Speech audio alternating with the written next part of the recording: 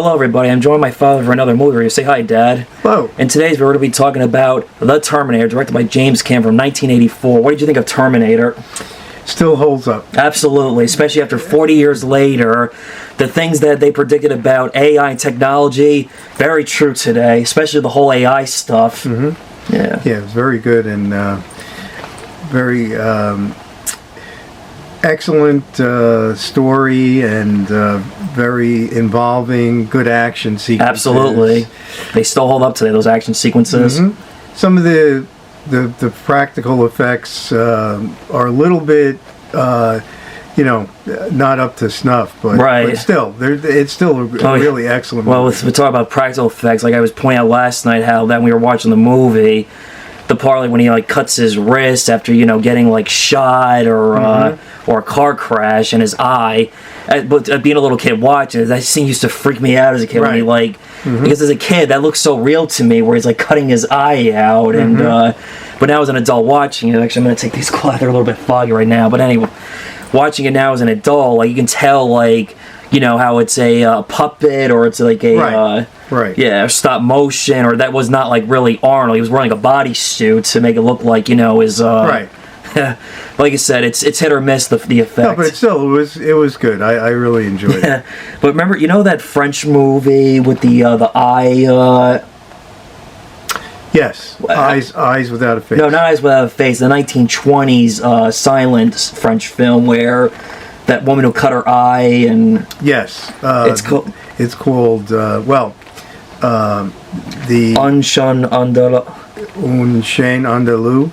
We're sorry if we're not saying it right, but still. Yeah. Mm-hmm. But in a way, think about it. That could have been an inspiration for that scene when you think about it. Could be. Yeah. Mm-hmm. Especially cutting the eye out and. Mm-hmm. And of course, this is the movie that launched Arnold Schwarzenegger's career. Even though despite he was around before, like Conan the Barbarian, Pumping Iron, Mr. Olympia, this is the film that really jump-started his career in action movies at the time and jump-started that. Mm-hmm. Yeah. And as a kid, watching this is what kind of got me interested in Arnold Schwarzenegger films at the time, because remember I was also saying last night, you grew up watching westerns like John Wayne and Arnold Schwarzenegger, that was my John Wayne, and Stallone, these action dudes of the 80s. Well, even though I wasn't born, that's I grew up watching 80s action films. Mm-hmm. And also, like you said, it's got great performances, like Michael Biehn as Kyle Reese, a guy who only knew war, was sent back in time to protect Sarah Connor, so that way John Connor can be born. That way he'll be able to fight against the resistance, against Terminators. Right. Yeah.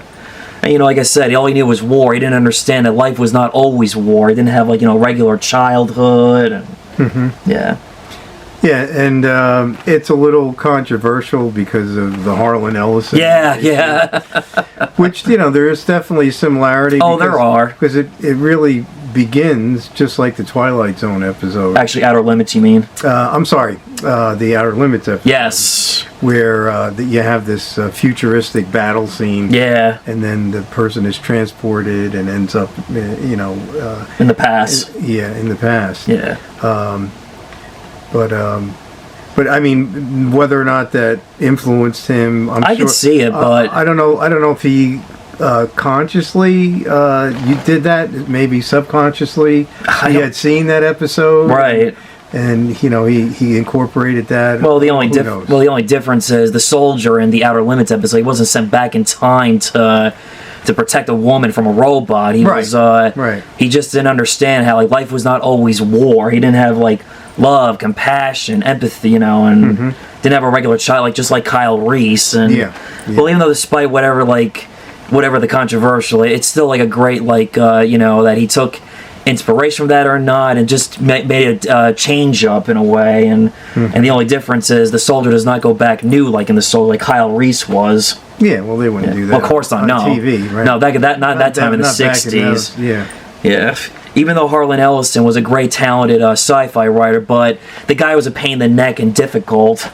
Yeah. Just like film directors from George Lucas, Ridley Scott, and Steven Spielberg, James Cameron was inspired from the 1927 German expression Sci-Fi, Fritz Lang's Metropolis, one of the early and first sci-fi movies to touch upon the subject on artificial intelligence. Also, Linda Hamilton does a great job in this film as Sarah Connor, how she's regular average person, not sure like what her future holds, and she doesn't believe. Oh, obviously, I don't think she wouldn't believe Reese at first about like that she is the son of this future war hero. Yeah. The mother, right? Yeah, the mother. Yeah, right.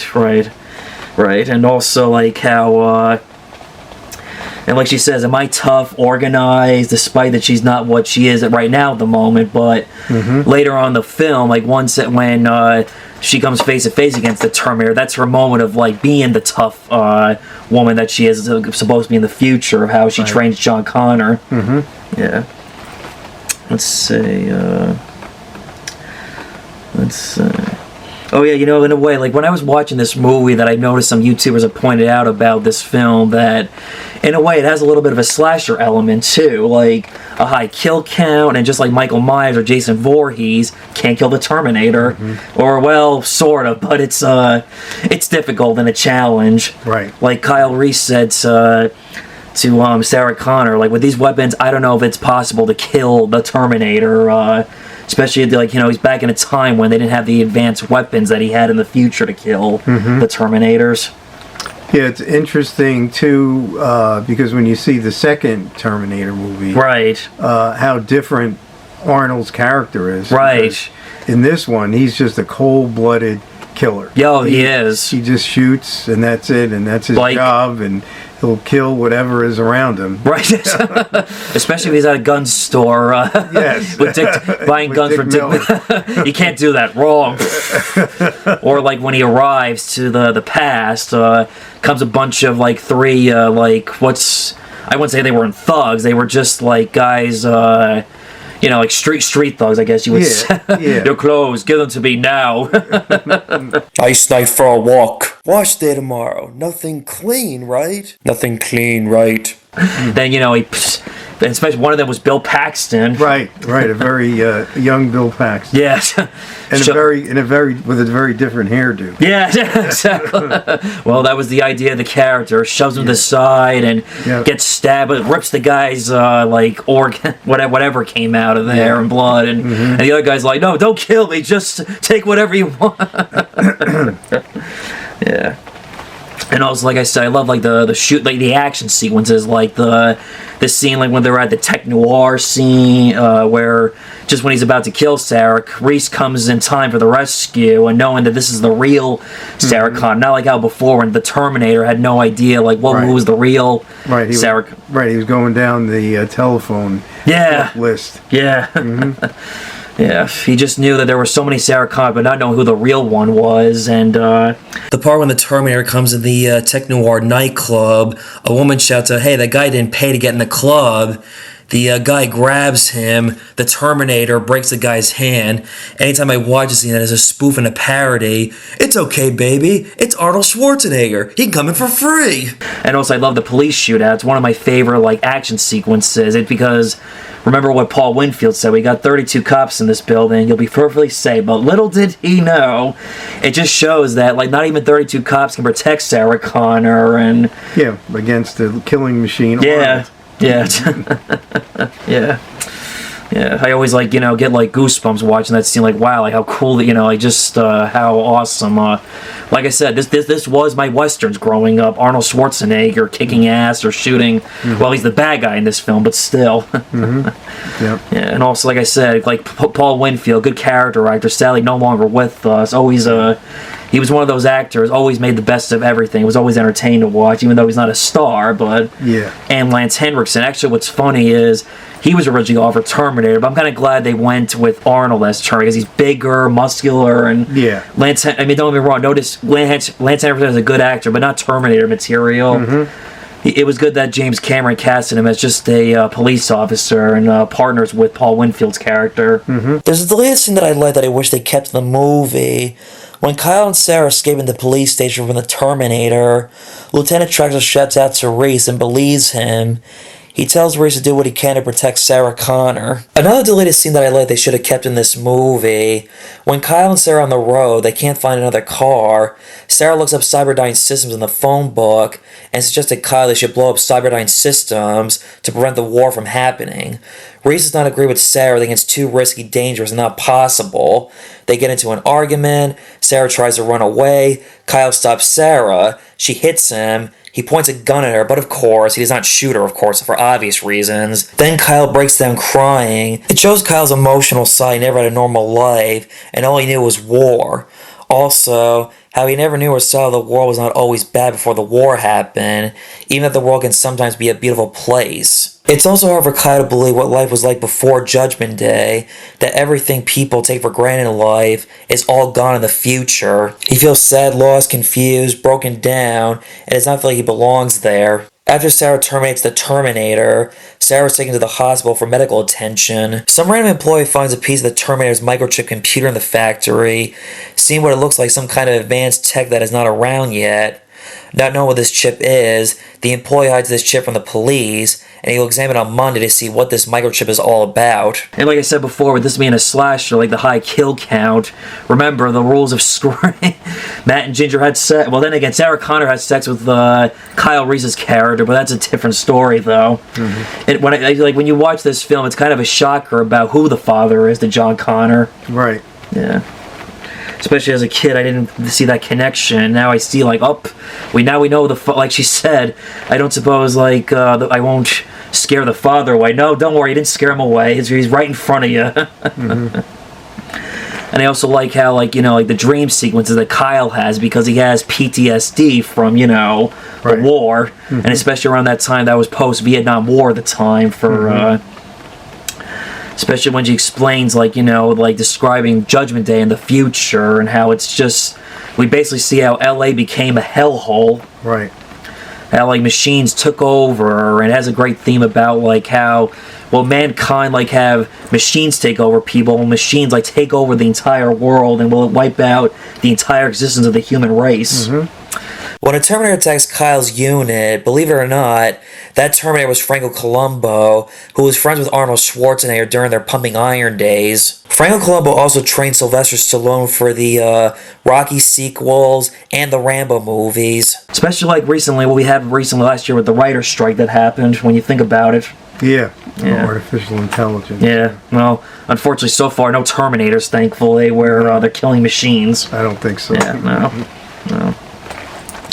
And also, how we mentioned last night, believe it or not, this is going to be a crazy fact right here. Believe it or not, before Arnold Schwarzenegger was going to be the Terminator, they originally wanted O.J. Simpson.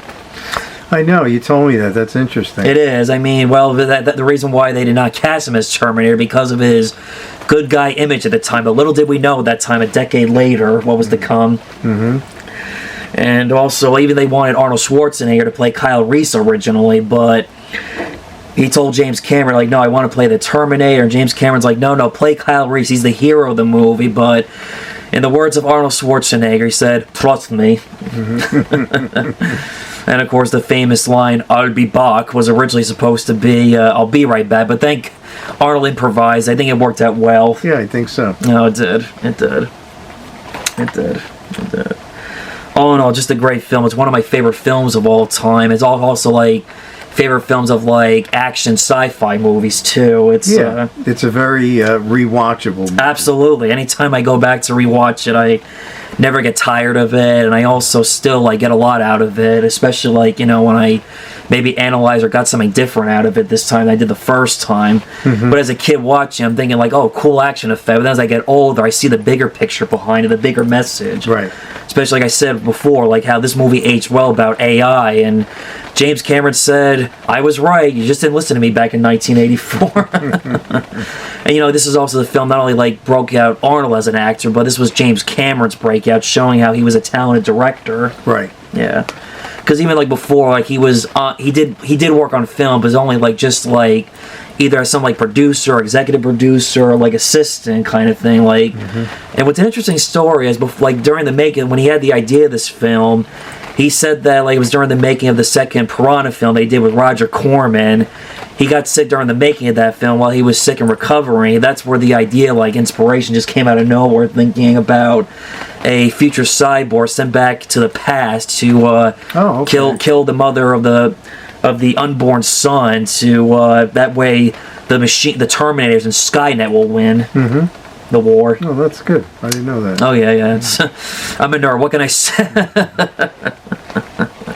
But it's interesting. Well, even though not only was it inspired for possibly the Outer Limits episode, but also it just came out of nowhere for James Cameron thinking of this idea and concept, and it worked out very well. Mm-hmm. But even Arnold Schwarzenegger, that documentary that came out recently on Netflix, said that he like people thought like this idea of the Terminator sounded like a B movie. No, it ended up being a great movie than a B movie. Yep. Yeah. Let's see.